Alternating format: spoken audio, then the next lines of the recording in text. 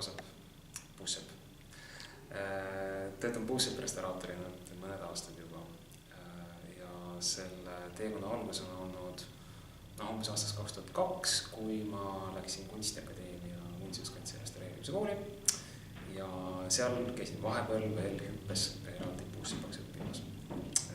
Göteborgi ülikooli all on Mariestadi käsitöökool Rootsimaal ja 2006 aasta mõned kuud veetsin siis seal vahetusõpilasena ja harjutasin kirjatööd.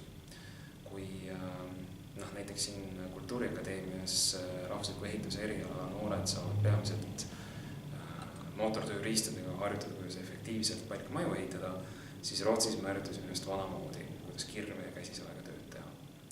Ja see oli äge. Veetsin seal mitu kuud, kus me harjutasime siis vanamoodi palkmaja ehitamist, käsisae, kirve, peitli, haamri, tollipulga, loodiga.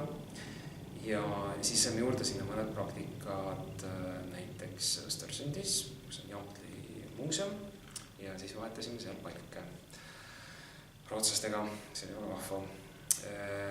Ja siis teine külg oli Prussides sõrestike ehitamine ja taaskord Mariestadi hoovi peale harjutasime siis nende erinevate tappiaukude ja keeltappide valmistamist ja siis sellise suurema tööna harjutasime linnuvaatlustorni ehitamist sinna samasse Mariestadi linnikasse. Nende teadmistega ma olen siis nüüd edasi liikunud ja tänase päevani töötan põhimõtteliselt Puuseppa. Peamiselt vahetan olumiste palke, akende aluseid piirkondasid, teinekord tuleb katused tarindeid korda teha, erinevaid probleeme lahendada, mis üle puitmajal võib olla.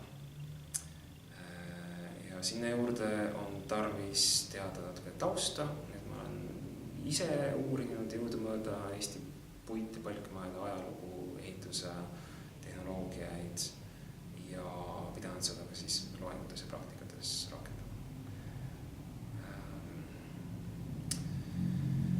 Tavaliselt on minu tööriistad üsna sarnased nendega, mis olid näiteks keskajal olemas. On juurde tulnud ridamisi mootoriga tööriistasid ja meil on väga palju täpsemalt võimalik ehitada kui sel ajal. Siiski selline põhivalik on ürgne ja on pärandatud meile aastasadade tagusest ajast. Ja kokkuvõttes ettevõtjana on täitsa võimalik ellu jääda selle valdkonnaga. Et sarnaseid minusuguseid nagu Puuseppi restauraatoreid on veidi veel ja meie tegevus võimaldab ellu jäämist.